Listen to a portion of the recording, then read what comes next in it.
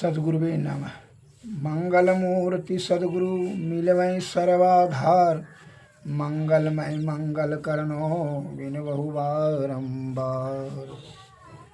श्रद्धेय महानुभावों,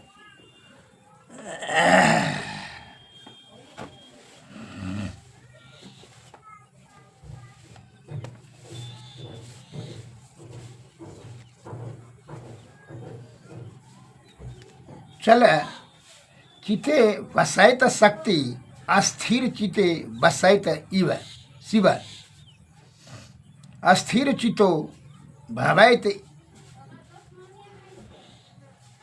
देवी स देह, अस्थो अपि सिद्धयति। अर्थात हे शंकरी, चंचल हृदय में शक्ति और अस्थिर हृदय में शिव विराजते हैं। जिसका हृदय अस्थिर है वही शरीर सहित होने पर भी सिद्धि लाभ करता है। जिसका हृदय अस्थिर है वही शरीर सहित सिद्धि लाभ करता है। जिसका हृदय अस्थिर रहता है, जिसको मन में चंचल है, वह शक्ति भले पाएगा लेकिन शिव नहीं होगा, अर्थात उसका जीवात्मा का कल्याण नहीं होगा। और केवल शक्ति जो है चंचलता को बढ़ाएगा, जिसके कारण से वह नाना प्रकार का जो है अस्थिरता पैदा कर देगी। और अस्थिरता के कारण से क्या होता है कि आपको किसी प्रकार की कोई भी सिद्धि प्राप्त नहीं होगी। जैसे विद्या अध्ययन करने में अगर से अस्थिरता नहीं, चित्त शुद्ध शांत नहीं रहे, अस्थिर नहीं रहेगा तो फिर विद्या अध्ययन नहीं करेंगे। आपके मन में चंचलता होगी, कुछ विधियों कर लेंगे, कुछ कमाइयों लेंगे, फिर जो है खर्चों कर देंगे, उसको झंझटों कर लेंगे, उसको तबाह भी कर देंगे, उसको से जीत लेंगे, उसको मार देंगे, उसको छीन लेंगे।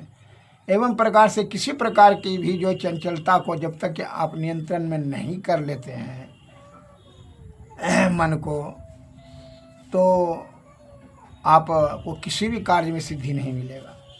इसलिए कहता है कि अस्थिरता में चंचलता होती है, उसमें शक्ति भले होता है लेकिन शिव प्राप्त नहीं होगा, अर्थात कल्याण नहीं होगा। इसलिए शिव अर्थात इसके लिए हृदय का स्थिर होना परम आवश्यक है। तभी जहाँ अस्थिरता होगी उसी शरीर से सिद्धि लाभ होगा, अर्थात शिव की प्राप्ति होगी, मोक्ष की प्राप्ति होगी। और चंचल हृदय में शक्ति भले होगा लेकिन शक्ति से क्या होता है, बल से, बल बड़ा कि बुद्धि बड़ा है। बल से क्या जीत सकते हैं आप? बल से युद्ध किया जाता है लेकिन जीत होता है अकल वाले का। इसलिए संत महात्मा लोग कहते हैं, बहुत से अपने को अहंकार हो जाता है, बल से तो अहंकार में वृद्धि होगा, शक्ति जैसे हुआ तो अहंकार होगा, मन चंचल हो जाएगा, छोटा बड़ा ऊंच नीच का भेदभाव हो जाएगा, हम ऊंचा है वो छोटा है नीचा है, इस सब भेदभाव नाना प्रकार। उसके कारण से आपको किसी से आसक्ति होगा, किसी से प्रेम होगा, किसी की नफरत होगा, किसी को क्रोध होगा, ईर्षा होगा, मत्सर होगा, इस सब जो है राग द्वेष होते चला जाएगा। इस समझ लीजिए आप उलझन पैदा करते चले जाएंगे। इसलिए अस्थिरता को प्राप्त करने के लिए विषय वासना छिन्न करना होगा। विषय वासना को छिन्न करने के लिए सतत ध्यान अज्ञात चक्र पर केंद्रित करें। बिंदु ध्यान करने से सतत जो है विषय वासना का धीरे धीरे शांत होगा, छिन्न होते चला जाएगा। अन्यथा शक्ति केवल बढ़ाइएगा। अब मान लीजिए जैसे जब महाराज युधिष्ठिर महाराज जब सम्राट हुए, महाराज हुए, तो उनके जो है दरबार में सभी एक महाराज युधिष्ठिर प्रतिदिन हजारों साधु महात्माओं और ब्राह्मणों को सोने की थाली में भोजन कराते थे। इससे उनके मन में बड़ा अहंकार हो गया कि हम कितना धनवान राजा बन गए हैं, मेरे पास धन बहुत है, सात्विक मन भी है, तभी तो इतने लोगों को मैं भोजन कराता हूँ। अपने सात्विकता पर भी उसको अहंकार हो गया, तब ना हम इतना धनवान हो गए हैं। भगवान श्री कृष्ण उनके मनोभावों को समझ गया और उन्होंने एक लीला रची। एक ब्राह्मण ने अपनी स्त्री को बताया कि मैं राज दरबार में प्रतिदिन सोने की थाली में भोजन करता हूँ। तो ब्राह्मणी ने उदास होकर के बोली कि मैंने तो कभी सोना का थाली नहीं देखे हैं। तो ब्राह्मण ने कहा ठीक है, हम तुमको कर लेते हैं। सोना गए भोजन करने दूसरे दिन, तो ब्राह्मण ने झोली में सोना का थाली चुरा करके लेकर के चले आए, अपने ब्राह्मणी को दिया। ब्राह्मणी बड़ा खुश हुई। अब जब दूसरे दिन जब भोजन परोसने लगे तो एक थाली कम हो गया, और जब भोजन एक थाली कम हो गया तो जो है बड़ा दुख हुआ। राजा साहब को खबर हुआ, युधिष्ठिर महाराज को। युधिष्ठिर महाराज बड़ा चिंतित हुए कि भाई ये चोरी हमारे राज्य में जब इतना भोजन सोना का थाली कर रहे हैं तो चोरी कैसे होने लगा, ये चोरी कौन करने लगा। चोरी जैसा अधर्म कार्य भी शुरू हो गया, बड़ा मुश्किल है। उन्होंने भगवान श्री कृष्ण पूछा ऐसा क्यों हुआ। श्री कृष्ण ने कहा इसका उत्तर तो राजा बलि देंगे। दोनों राजा बलि के मिलने गए। राजधानी के समीप पहुंचने पर राजा युधिष्ठिर ने देखा कि हजारों बैलगाड़ियां सामान लादे चली जा रही है। युधिष्ठिर जी महाराज ने पूछा कि इन बोरियों में क्या है जी। उन्हें पता चला कि इन बोरियों में हीरे भरे हैं। उन्हें आश्चर्य से पूछा कि इतने हीरों के क्या होगा। लोगों ने बताया कि इन्हें जला करके चूना बनाया जाएगा, जिससे राजा बलि का महल की रंगाई पुताई होगी। यह सुनकर उनके मन में जो धन का अहंकार था समाप्त हो गया। प्रभुता पाई काहि मद नाहि। प्रभुता पाके किसको मद नहीं हुआ, किसको नहीं अहंकार होता है। जब शक्ति जिसको मिल जाता है अहंकार हो जाता है। वह अहंकार जो है उसका उसी जगह समाप्त हुआ। वे लोग राजा बलि के दरबार में पहुंचे। भगवान श्री कृष्ण ने राजा बलि को युधिष्ठिर का परिचय दिया और कहा कि आप इनकी जिज्ञासा को समाधान कर दें। श्री कृष्ण ने युधिष्ठिर से कहा राजा आपके सामने खड़े हैं, आप प्रश्न कीजिए। युधिष्ठिर ने कहा कि मैं उन्हें देख नहीं पा रहा हूँ। तब राजा बलि ने कहा राजन, मैं जो तुमसे पूछूंगा उसका सही सही उत्तर देगा तभी हमको देख पाएगा, अन्यथा नहीं देख सकेगा। कृष्ण ने युधिष्ठिर से कहा राजा जो पूछे उसका सही उत्तर दीजिएगा, कुछ नहीं छिपाइएगा। राजा बलि ने पूछा युधिष्ठिर, आपकी माता कुंती अपूर्व सुंदरी है। जब वे वस्त्र आभूषणों से सुसज्जित होती है तो आपके मन में क्या प्रभाव पड़ता है। युधिष्ठिर बोले मेरा मन चंचल हो जाता है। उत्तर देते ही वे राजा बलि को देखने लग गए। किंतु अब धर्मराज युधिष्ठिर के मन में ग्लानि होने लगी कि मैं अपने को धर्म आत्मा समझता था, लेकिन मेरा मन भी चलायमान होता है। मेरा मन सात्विक नहीं है। धन का अहंकार तो पहले चूर हो गया था, अब धर्मात्मा होने का भी अहंकार समाप्त हो गया। राजा बलि ने युधिष्ठिर की जिज्ञासा को समाधान करते हुए कहा कि आपके राज्य में यदि चोरी होती है तो इसका अर्थ यह मतलब यह होता है कि प्रजा अभाव में जी रही है। राजा का परम कर्तव्य है कि प्रजा की गरीबी और अभाव को दूर कर उसे समृद्ध बनाए। प्रजा गरीब और दुखी रहेगी तो अपराध बढ़ेगा। श्री सद्गुरु महाराज की जय।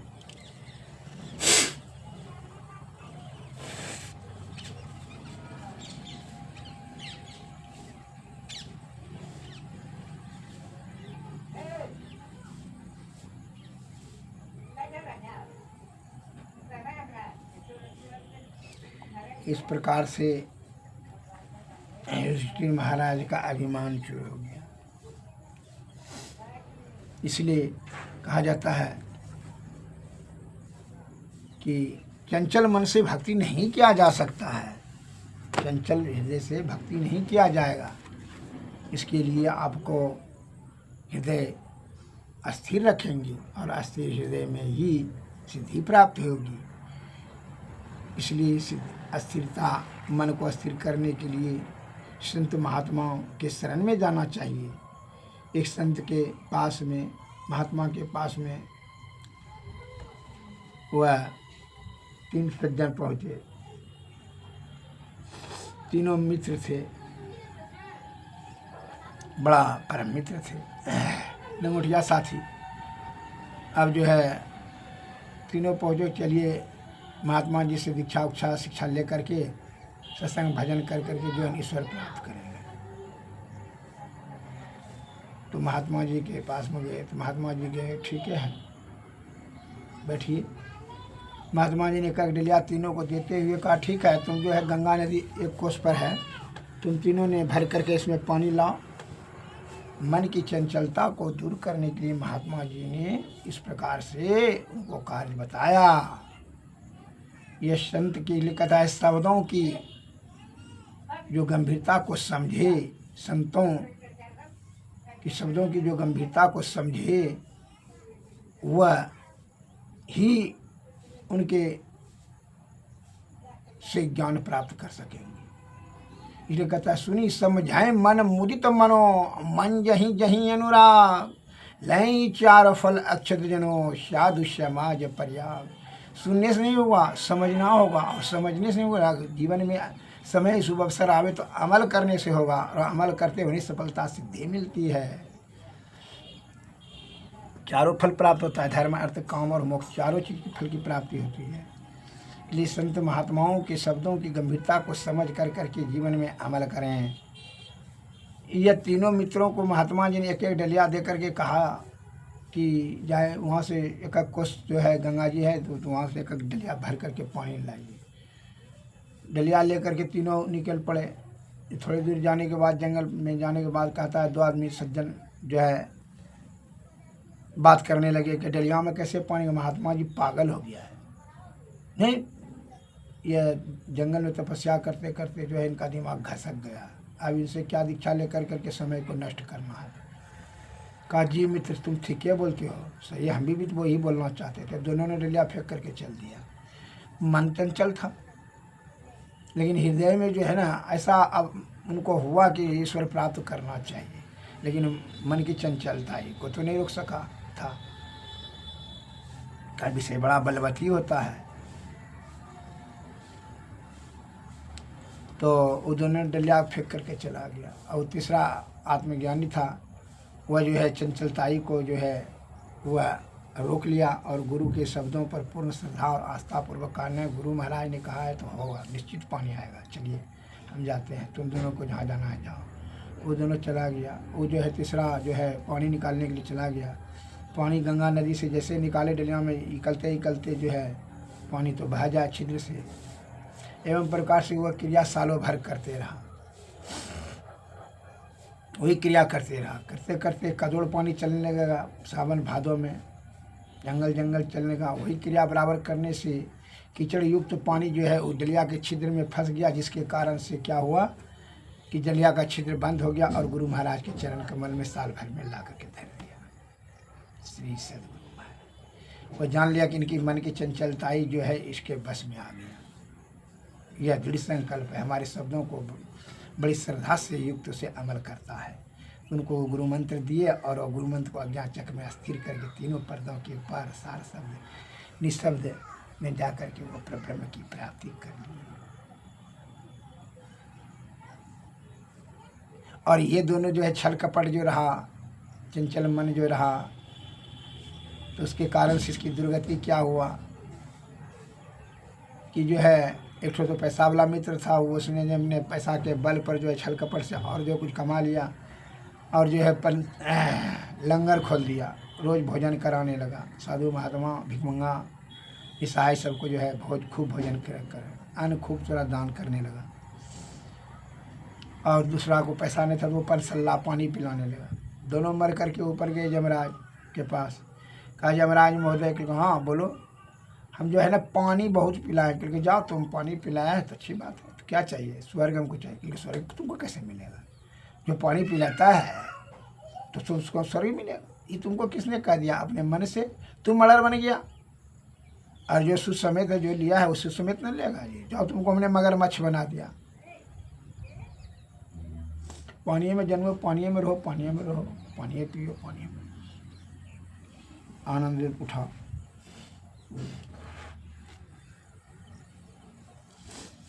और दूसरों ने कहा, यमराज महोदय कि हाँ बोलो, हम अन्न बहुत दान किए, क्योंकि तुमको सुंडा बना दिया, अनाज में सुंडा जो होता है, अनाज का किला, उसको बना दिए तुम सुन वो अनाजे में जन्मो, अनाजे में रहो, अनाजे खाओ, अनाजे में मरो, अधोगति में चला गया। इसलिए कहते बिनु गुरु नर भव तरई न कोई, जो हरि बिरंची शंकर सम होई। ब्रह्मा विष्णु महेश के समान हो जाएं, लेकिन बिना गुरु का कोई भी निर्भव सागर पार नहीं कर सकता है। इसलिए गुरु ही आपको मन निग्रह करने के बारे में बताएंगे और जो है ध्यान करने की युक्ति बताएंगे। युक्ति से भक्ति, भक्ति से तब मुक्ति होगा। आपके मंतव्य से मुक्ति सिद्धि नहीं मिलेगा। जबकि अपनी मन की चंचलताई को आप नहीं रोक सकोगे तो ध्यान अस्थिर रहने देगा जी, कभी क्या अस्थिर रहेगा। ध्यान अस्थिर होगा तो नाना प्रकार का माया मोह के चक्कर में फंस करके छल कपट प्रपंच आडंबर पाखंड से जो है जीवन भी यापन करोगे और परलोक में भी वही तो बुद्धि लगाएगा। वो बुद्धि तुम्हारे बुद्धि से थोड़ी चल रही है संसार, ये प्रकृति का अपना ज्ञान से चला रही है संसार।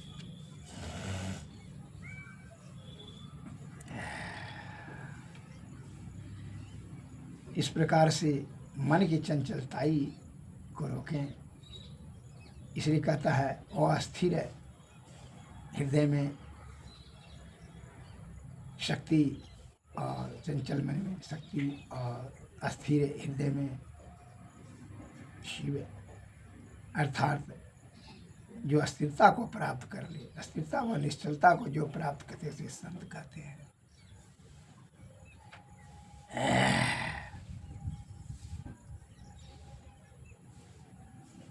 अहंकार और मन दोनों को पहले नियंत्रण करें, तभी चित्त और बुद्धि कार्य करना शुरू करेगा।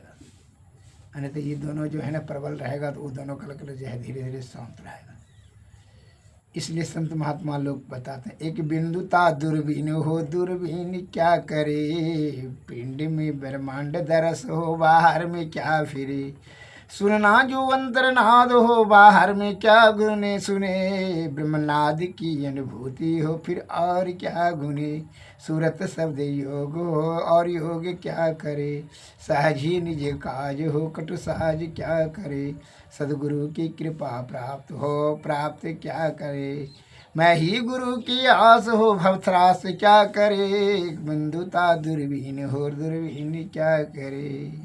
श्री सदगुरु ऐन महल पटबंद के चलु, सुख मन घाटी हो, दृष्टि डोरी अस्थिर रहे, तम बिचही में फाटी हो, खुले राह आसमान की, टूटे ब्रह्म की टाटी हो, ऐन महल पट बंद कै, चल सुकवन घाटी हो, ज्योति मंडल धसी धायक निर्कत बैराटी हो, धुर धुन गही लही परम पद, बंधन लेहू काटी हो, संतन की यह राज रही, भेक भरम से पाटी हो, मैं ही देवी साव दया दीनी ब्रह्म ही काटी हो, ऐन महल पट बंद के, चल सुकवन घाटी हो। श्री सदगुरु।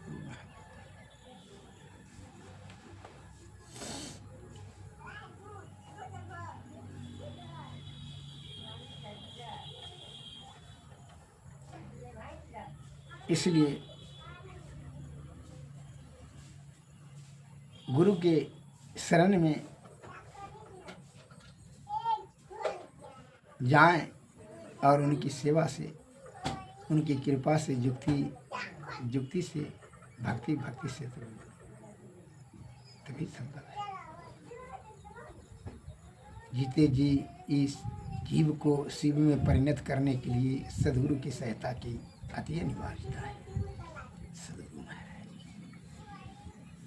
आरती तन मंदिर में कीजिए, दृष्टि जुगल कर शन मुख दीजिए, चमकई बिंदु सूक्ष्म यति उज्ज्वल, ब्रह्म ज्योति अनुपम लख लीजिए, जगमग जगमग रूप ब्रह्मंड रखी निरखी ज्योति तज दीजी शब्द सूरत अभ्यास सरल तर करी करी सारा शब्द गहिली जी शब्द ऐसी जुगति काया गढ़ त्यागी भव भ्रम भेद सकल मल जी भवखंडन यारति यह निर्मल करिमे ही अमृत रस पीजे आरती तन मंदिर में कीजिए दृष्टि जुगल कर सन मुख दीजिए। श्री सद्गुरु महाराज, श्री सद्गुरु महाराज, सद्गुरु नमस्कार। जय